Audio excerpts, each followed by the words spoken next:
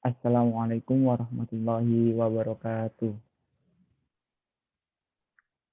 Waalaikumsalam warahmatullahi wabarakatuh. Innal hamdalillah nahmaduhu wa nasta'inuhu wa nastaghfiruh wa na'udzu billahi min syururi anfusina wa min sayyiati a'malina may yahdihillahu fala mudhillalah wa may yudlilhu fala hadiyalah. Asyhadu an la ilaha illallah wa asyhadu la syarikalah wa asyhadu anna Muhammadan abduhu wa rasuluh amma ba'du.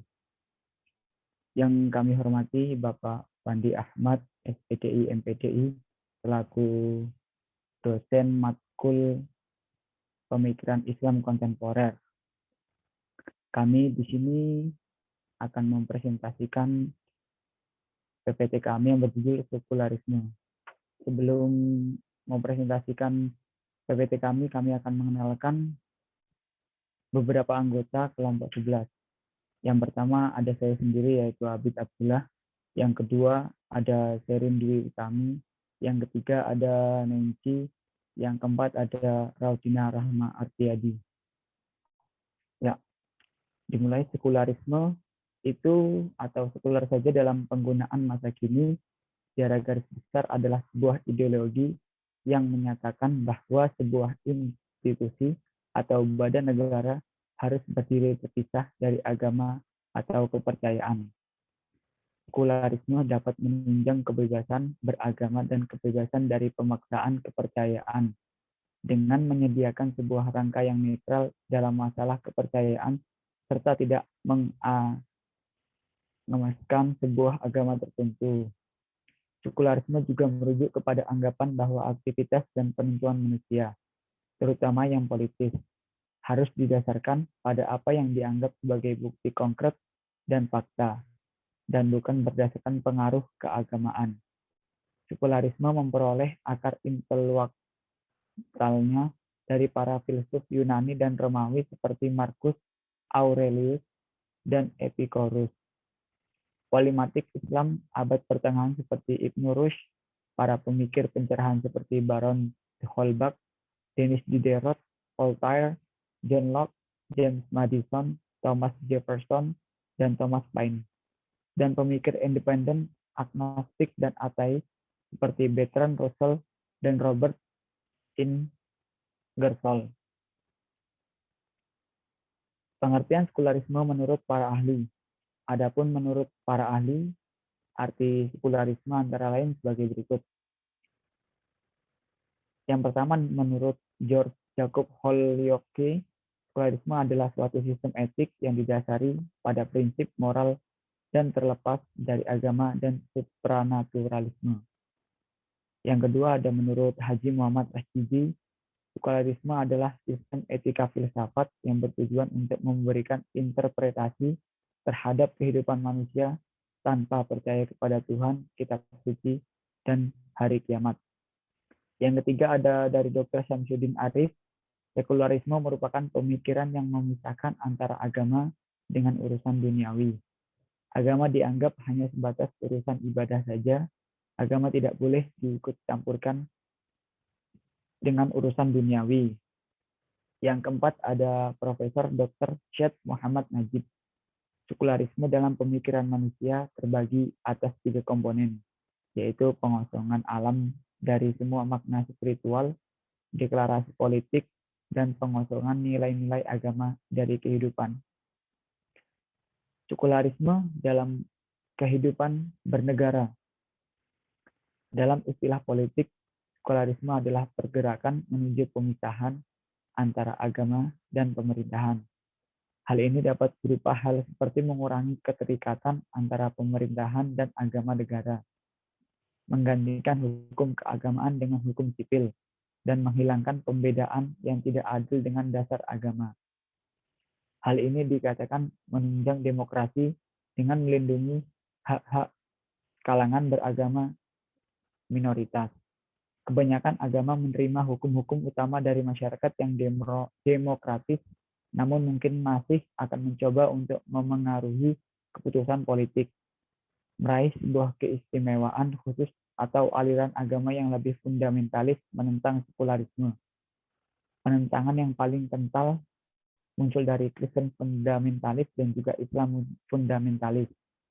Pada saat yang sama, dukungan akan sekularisme datang dari minoritas keagamaan yang memandang sekularisme politik dalam pemerintahan sebagai hal yang penting untuk menjaga persamaan hak.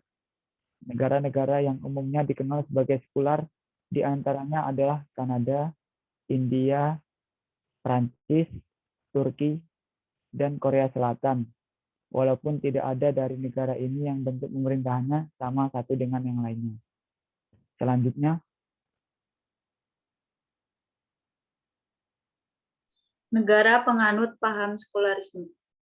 Yang pertama ada Turki. Negara pertama adalah Turki. Turki adalah negara di perbatasan antara Eropa dan Asia. Negara ini dapat digambarkan sebagai negara mayoritas Islam yang dikenal dengan sekularismenya. Pada tahun 1928, sekularisme ini diperkenalkan dalam Amandemen Konstitusi 1924 yang menjadikan Turki negara sekuler yang sebelumnya mengubah Islam menjadi agama negara. Hampir 98% dari populasi Turki tetap pada Islam. Meskipun rata-rata populasi Turki adalah Muslim, mereka sangat menghargai minoritas. Menurut geotimes.com, Turki telah melarang penggunaan simbol agama di depan umum dan bahkan di sekolah-sekolah seperti jilbab. Mereka juga melarang ibadah di sekolah umum. Yang kedua ada Tajikistan. Tajikistan adalah negara yang petanya terletak di Asia Tengah. Negara ini sering disebut negara pecahan Uni Soviet. Tajikistan adalah negara sekuler. Laporan Partai Republik meskipun mayoritas adalah Muslim, Tajikistan bukan negara Islam. Tajikistan adalah negara sekuler dengan jaminan kebebasan beragama dalam konstitusinya.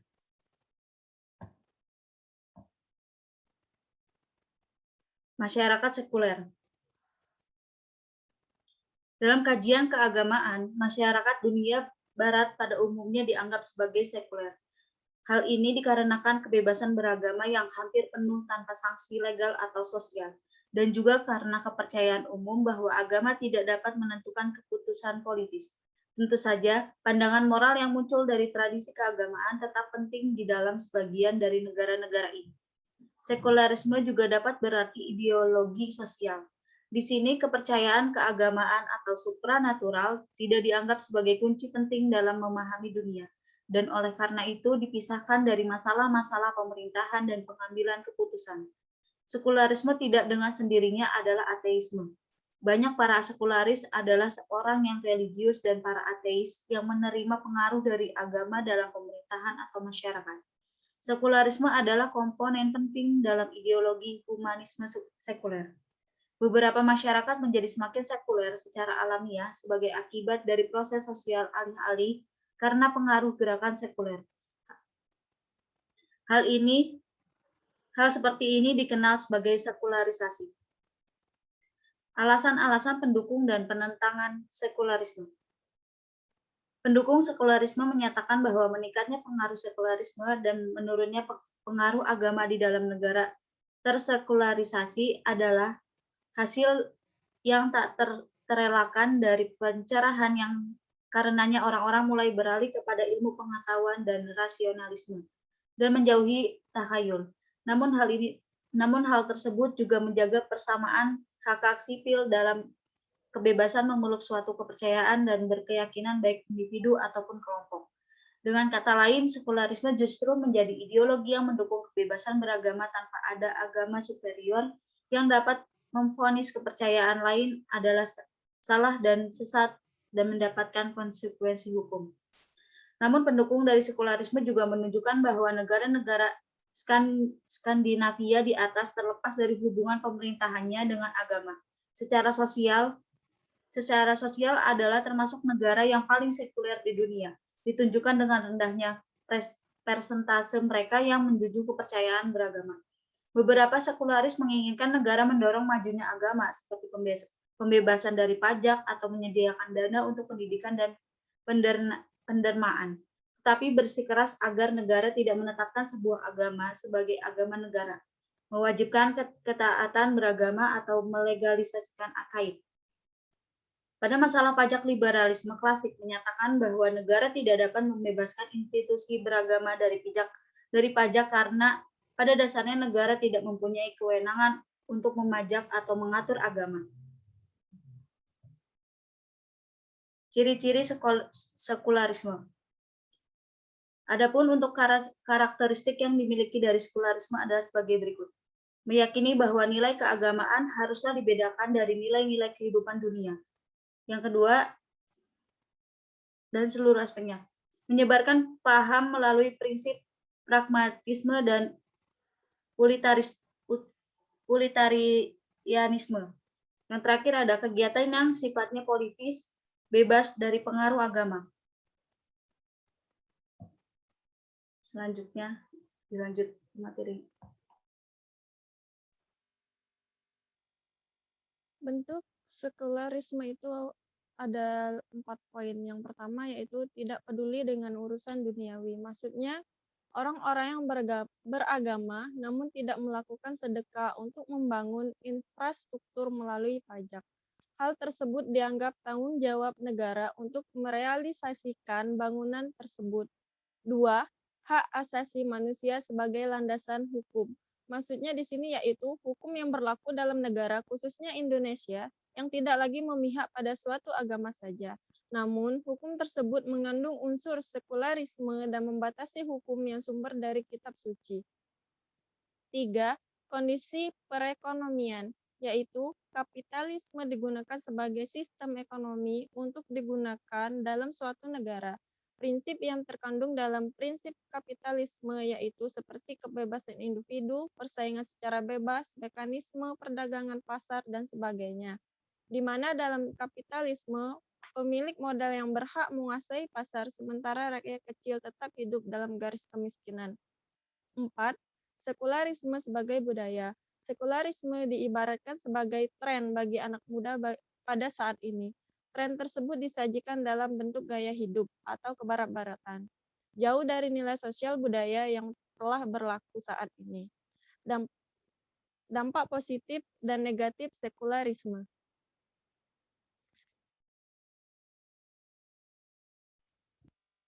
Dampak positif yang dapat diambil yaitu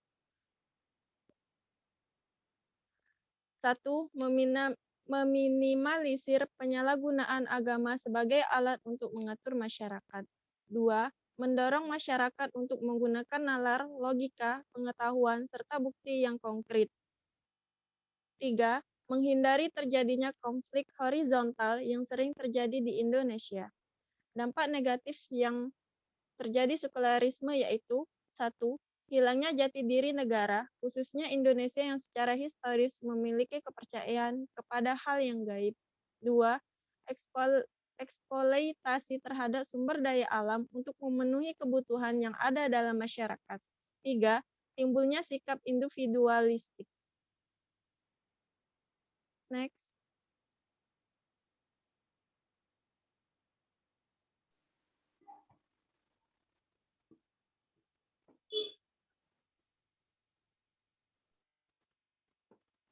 Contoh-contoh sekularisme. 1. Pelarangan penggunaan jilbab pada sektor kerja swasta. 2. Pergaulan bebas yang sudah dianggap lazim di kalangan pergaulan remaja.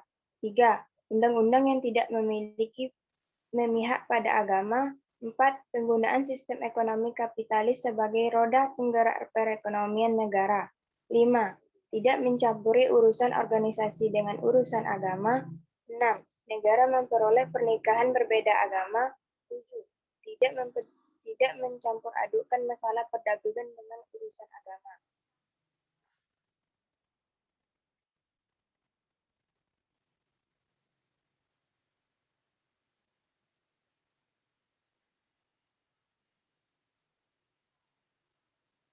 Tokoh-tokoh sekularisme.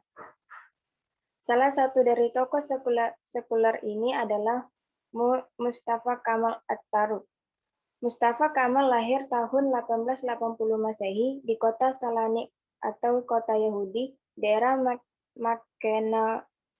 Makedonia yang berpenduduk 1040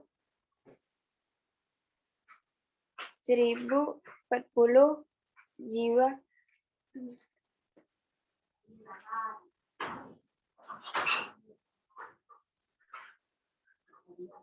Secara resmi Mustafa Kemal At-Taruq adalah anak Ali Ridho, sedangkan ibunya bernama Zubaidah. Masih diliputi keraguan yang tebal mengenai nasab Mustafa Kemal. Bahkan dia sendiri tidak mengakui Ali Ridho sebagai bapaknya. Konon ada yang mengatakan bahwa kedua orang tuanya berasal dari Albania.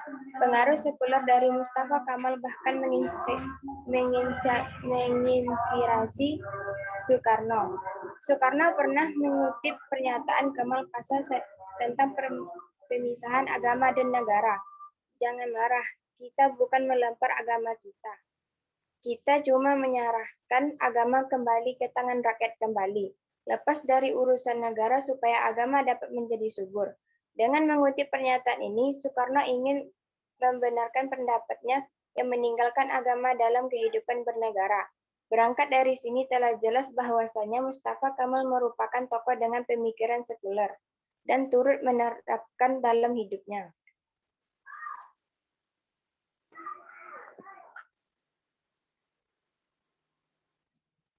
Kesimpulan, zaman modern dan modernisasi sebagai tahapan evolusi agama telah menghasilkan paham yang merubah pandangan masyarakat tentang agama, di mana keinginan untuk menyimbangkan kehidupan akhirat dan kehidupan dunia telah berubah menjadi peninggalan terhadap kehidupan akhirat dan kehidupan beragama dalam arti masa sebelum fase modern. Dengan kata lain, dualistik telah berubah menjadi sekularisme. Sekularisme merupakan hasil dari sekularisasi sebagai proses telah menjadi ciri khas kehidupan masyarakat modern, baik dalam kehidupan keilmuan dunia keberagamaan. Sekularisasi dan sekularisme dipandang tidak baik oleh agama normatif, bukan hanya karena yang terjadi peninggalan terhadap ritual-ritual keberagamaan yang sebenarnya diwajibkan, tapi juga dampak yang dibawa oleh sekularisme, yaitu dekadensi moral. Ada paham dan keinginan untuk munculnya kembali semangat kehidupan keberagamaan pada fase postmodern. Tapi dengan melihat lebih teliti, ternyata kemungkinan itu adalah hal yang sangat kecil. Bahkan penulisan berhipotesis bahwa yang terjadi kehidupan bukanlah semangat keberagamaan yang muncul dari sebuah ajaran atau paham pasca sekularisme yang bercorak sekuler yang lebih dahsyat. Demikianlah presentasi dari kelompok 11. Apabila ada kesalahan, kami mohon maaf. Wallahul muwaffiq ila aqwamit thoriq. Wassalamualaikum warahmatullahi wabarakatuh. Waalaikumsalam warahmatullahi wabarakatuh.